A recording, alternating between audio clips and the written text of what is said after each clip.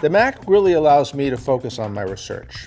It's just such a user-friendly platform. It's cool to develop on the Mac. The Macs are so easy to administer. You don't have to have an IT person on your shoulder. It runs anything anyone needs on a single desktop. The use of the Mac in scientific computing is absolutely exploding today. The reason is that today's scientific researcher needs a computer that gives them state-of-the-art high-performance computing and doesn't get in the way of them doing their research. The Mac gives them everything they need in their workflow, from writing their grant proposals all the way through to doing very high-end performance calculations. The focus of innovation has to be on the business needs, or in our case, in developing new drugs, and not on technology. And Apple serves that very, very well because their innovation is making sure that it's ubiquitous computing with a minimum interference in the thought process of doing whatever task is at hand. The design of the Mac makes it very easy for the researcher to focus on his or her research. It's fun to use, it's elegant, and there are very few technical barriers so that the researcher can sit down at his or her computer, ask the question, and in no time at all, the answer appears without the scientist getting entangled in some of the technical mumbo-jumbo that you have to deal with other platforms and other systems. Vertex was founded on the idea that you should bring the right tools to the job in support of the science, and great things will follow. The great thing about Mac OS X for doing science is that it's a Unix-based operating system. The great thing about the Mac is that it's designed to fit into today's diverse computing environments, whether that be Unix or Windows. Having that flexibility across the board for more out-of-the-box desktop solutions, third-party specialty solutions, and being able to make use of open source Unix software, that combination on one platform really gives us a powerful way to address our research needs as they evolve. We're a cross-platform enterprise, and the beauty of the Mac is that it lets me develop, it lets me deploy, it lets me test, all on my Macintosh, and I know the software is going to run on Windows and Linux and Solaris.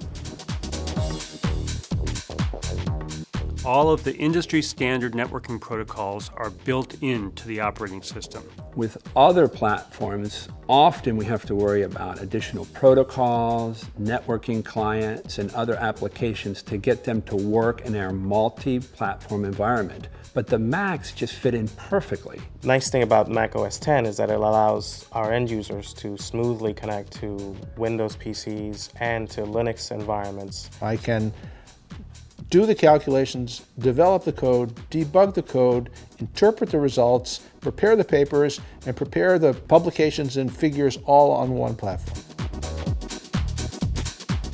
Once you've decided to go with a heterogeneous environment, the Apple plays especially well because the total cost of ownership is low.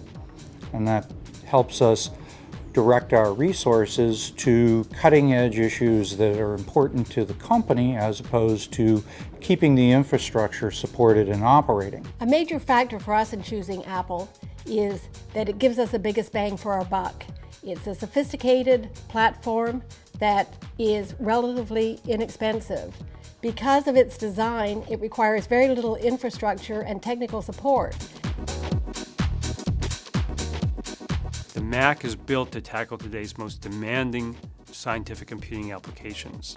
You have state-of-the-art computing power in the dual G5 64-bit system with the velocity engine for problems that can be vectorized to get incredible speed-ups. The raw performance is so much greater. Even routine tasks can be done quite a bit faster. We're seeing 2 to 3-fold in most cases improvements, in some cases even more than 2 to 3-fold. I think one of the most important things in science is being able to take large data sets, analyze them in an intelligent fashion in a shorter period of time so that we can learn more quickly and go on to the next research question. The Macs are also enabling us to crunch through lots of data very rapidly, and that's really important because in single samples now, researchers are releasing millions of DNA sequences, and each of these has to be compared to one another and to other samples. We're now able to analyze our data in about a quarter of the time that we used to previously, and from a research and scientific perspective, that's really fantastic. Apple really has a culture of innovation and ease of use. And there's nothing we love more than to enable people to innovate. And scientists are some of the most innovative people we know.